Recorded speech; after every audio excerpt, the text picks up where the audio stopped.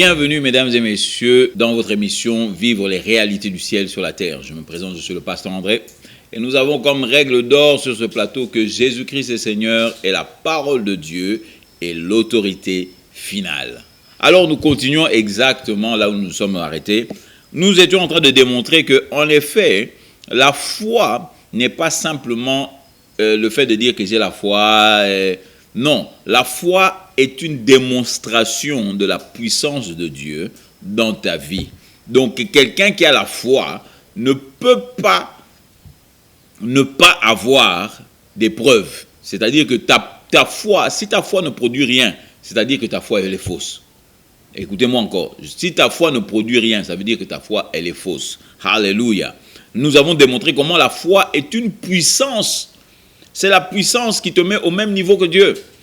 Jésus-Christ l'a dit dans Marc 29, il a dit, Marc 9 au verset 23, il a dit, tout est possible à celui qui croit. Marc 10, 27, il a dit, tout est possible à Dieu. Cela est impossible aux hommes, mais c'est possible à Dieu. C'est-à-dire que celui qui croit et Dieu, tous les deux sont au même niveau. Parce que tout est possible à Dieu et tout est possible à celui qui croit. Tout est possible à Dieu et tout est possible à celui qui croit. Donc ils sont au même niveau. Donc c'est-à-dire que la foi te ramène à la même capacité que ton Créateur. Alléluia. C'est cet élément de foi que la Bible nous dit que les enfants d'Israël, certains enfants d'Israël ne sont pas rentrés dans la terre promise. Pourquoi ils ne sont pas rentrés dans la terre promise? Parce que simplement, ils n'ont pas mélangé ce qu'ils croyaient avec la parole de Dieu. Ils n'ont pas mélangé la parole de Dieu plutôt avec la foi. C'est-à-dire ceux qu'ils ont entendu, ils n'ont pas mélangé ça avec la foi. Alléluia. Et je voulais vous emmener dans le livre de Romains 10. Allons dans Romains 10 au verset 17. Parce que nous voulons savoir c'est quoi la foi. Alléluia. Nous voulons savoir où est-ce que je peux avoir la foi. Parce que vous voyez que dans différentes histoires, dans la Bible, Jésus parle de peu de foi. Jésus parle d'une foi non existante. Il parle des gens qui ont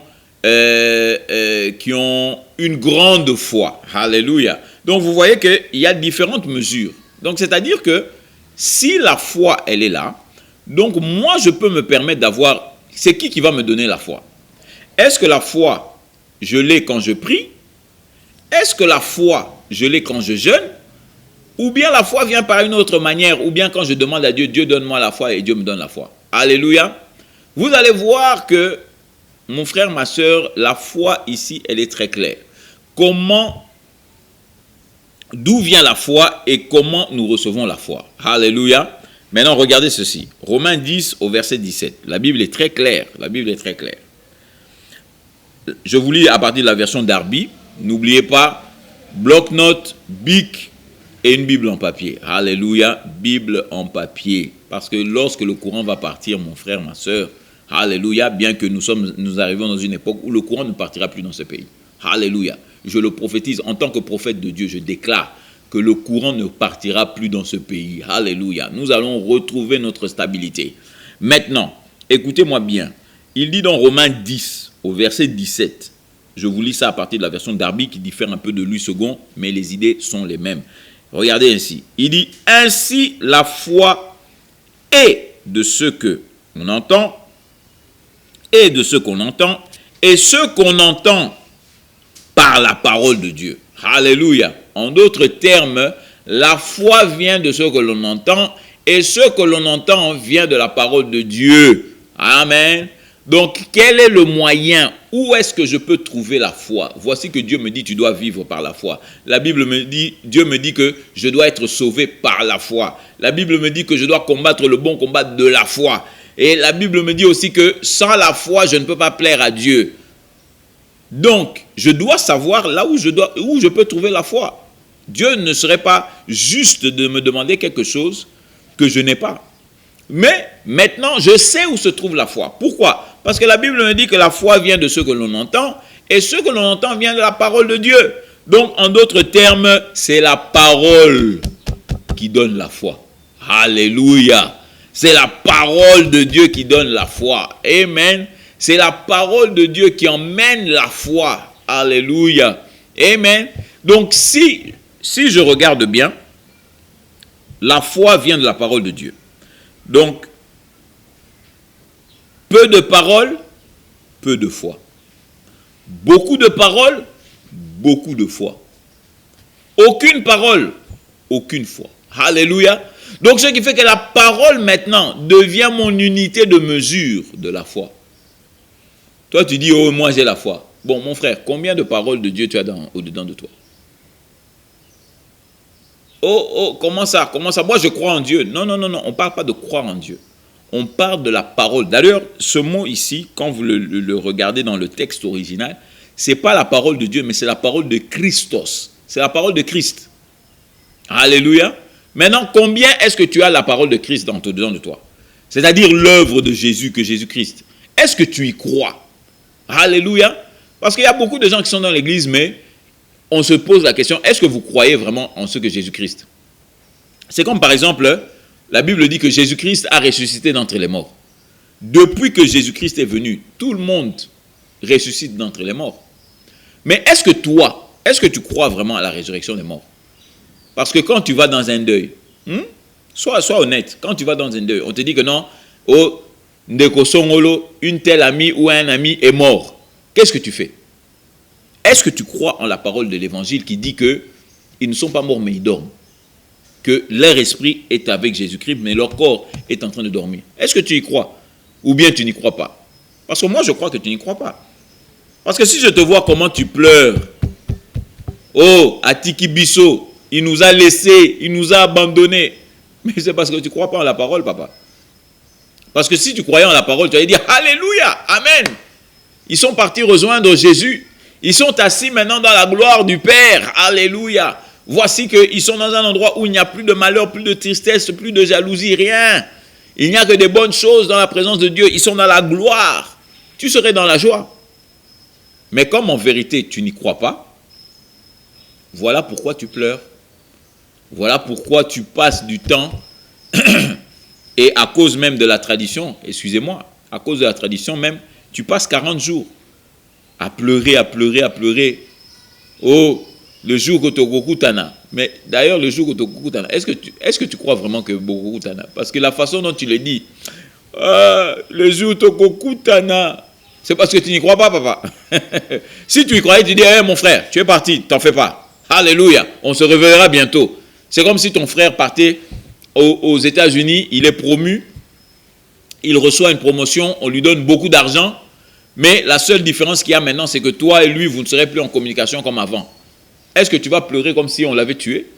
Non, tu vas pleurer, tu vas dire, ah mon frère, tu es béni, mais t'en fais pas, c'est temporaire, je vais te rejoindre. Alléluia. Commençons à croire en l'évangile, commençons à croire en la parole de Dieu. Pourquoi on doit passer des jours et des jours dans la souffrance et dans la tristesse lorsque nous savons que notre frère est dans la présence de Dieu? Notre sœur est dans la présence de Dieu. Oui, peut-être nous n'aimons pas la façon dont elle a été atteinte par la mort. Parce que la mort, mon frère, ma sœur, la mort, c'est un ennemi. Écoutez-moi bien, la mort, ce n'est pas votre ami. Et la mort, ce n'est pas Dieu. Comme certaines personnes disent, oh, c'est Dieu qui a pris telle personne. Papa, la mort, c'est un ennemi. Tu ne me crois pas? Alléluia. Ok. Garde ton doigt dans Romains 10. Dans Romains 17, garde le doigt ici. Et puis nous allons vite dans 1 Corinthiens 15 au verset 26. 1 Corinthiens 15 au verset 26. 1 Corinthiens 15, verset 26. Écoute-moi bien. Je vais te dire ceci. Le verset 26 dit ceci. Le dernier ennemi qui sera aboli, c'est la mort. Le dernier ennemi qui sera aboli, c'est la mort. C'est-à-dire que la mort, c'est un ennemi. La mort, ce n'est pas un ami. Alors arrête de dire que c'est Dieu qui a pris telle personne, telle personne. La mort, c'est un ennemi. Et un ennemi, ça veut dire que il vient pour t'attaquer, pour te tuer. Alléluia. Un ennemi ne vient pas parce qu'il t'aime. Un ennemi vient parce qu'il veut te détruire. Donc, ce qui fait que maintenant, je me suis un peu écarté de notre sujet, mais nous rentrons dedans. Alléluia. C'est la foi. La Bible dit la foi vient de ce que l'on entend et ce que l'on entend vient de la parole de Christ. Il faut que tu croies à ce que Christ a fait. Il faut que tu croies à ce que Christ a dit. Il faut que tu croies à ce que Christ a emmené, la nouvelle relation que tu as avec Dieu. Est-ce que tu crois vraiment que toi, tu as une relation avec Dieu? Hein? Ou bien tu crois qu'il faut tout le temps que tu demandes au pasteur pour que le pasteur rentre en contact avec Dieu? Pourquoi toi, à la maison, tu ne peux pas rentrer en contact avec Dieu? Jésus-Christ est venu pour t'annoncer que Dieu, c'est ton papa. Et comme c'est ton papa, tu peux lui parler à la maison. Quand tu as des problèmes, tu n'as pas besoin d'attendre d'aller à l'église. Parce que réellement, l'église, c'est toi, c'est moi. Nous sommes des pierres vivantes. Alléluia. C'est lorsque nous nous rassemblons. L'église, ce n'est pas le bâtiment que tu vois, oh, c'est écrit devant église, alors au lobby que non, c'est ça le bâtiment de l'église. Non, l'église, c'est toi et c'est moi. D'où ce qui fait que tu peux rentrer en connexion avec Dieu même quand tu es à la maison. Alléluia.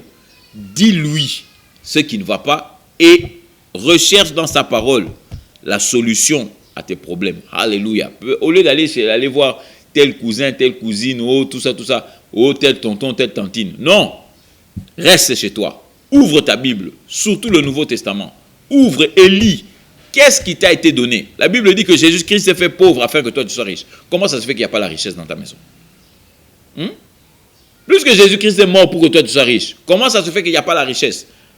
Je ne suis pas en train de dire ça pour te condamner, mais je suis en train de te dire ça pour que tu commences à réfléchir, que tu commences à te poser des questions. Comment ça se fait que Naosa et Nzambe, mais dans un bon côté? Comment ça se fait que Naosa et Nzambe, mais kaka ba maladie, na ba maladie? La Bible nous démontre que la maladie de la pauvreté, la pauvreté et la mort spirituelle sont les produits de la malédiction. Maintenant, toi, tu connais Dieu, mais la malédiction ne fait que se voir dans ta maison. Pourquoi? Dans le nom de Jésus, je déclare que toute malédiction maintenant soit nulle et sans effet. Pourquoi? Parce que Dieu t'a donné la foi afin que tu puisses emmener la réalité du ciel sur la terre.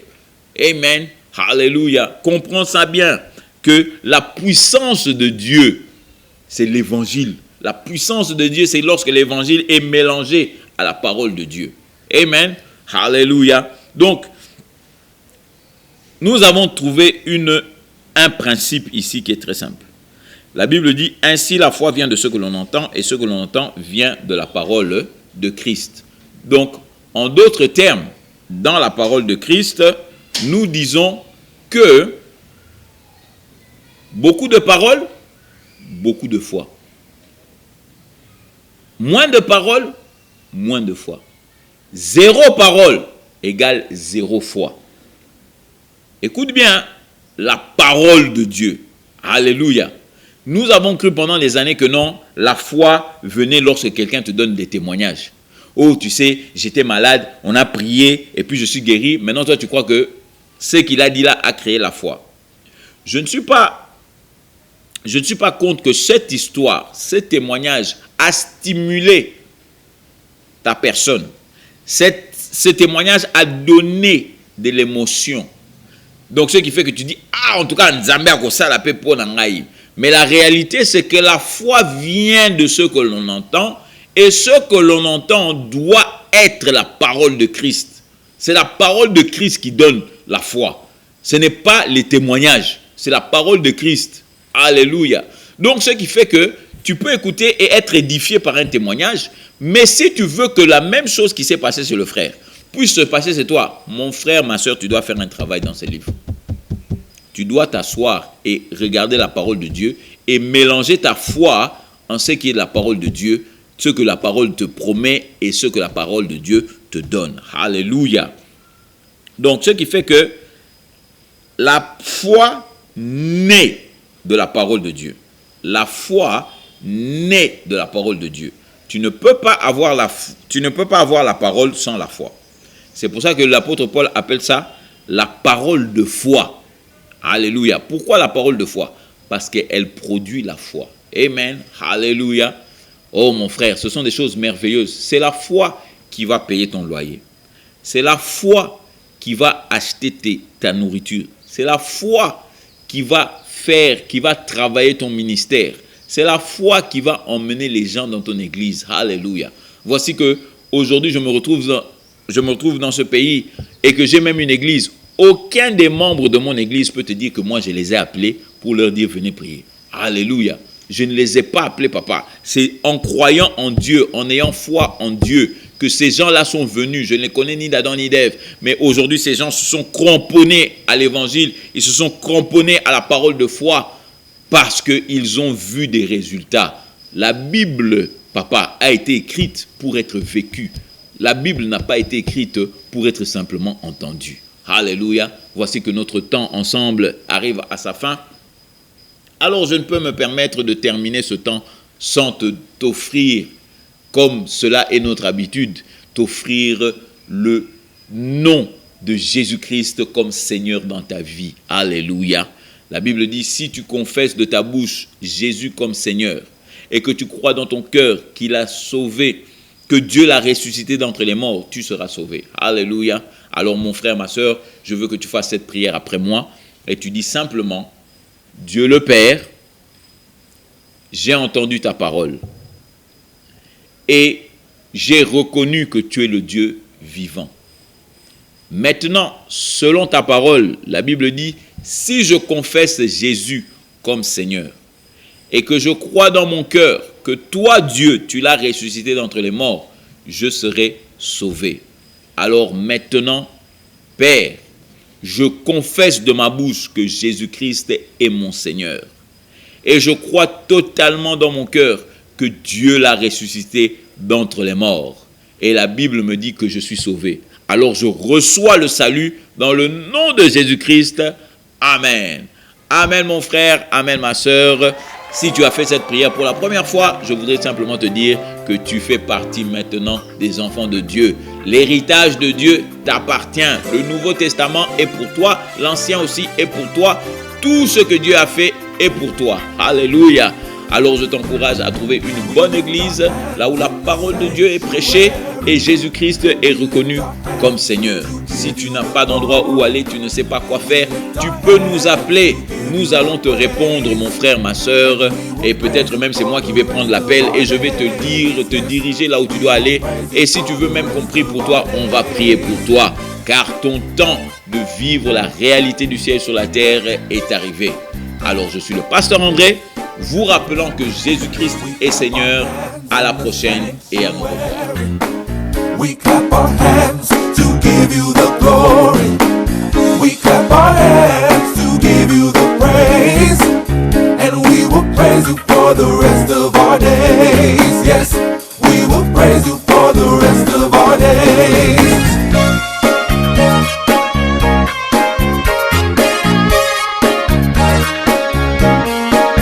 We sing a song in the sanctuary. We sing a song to give you the glory. We sing a song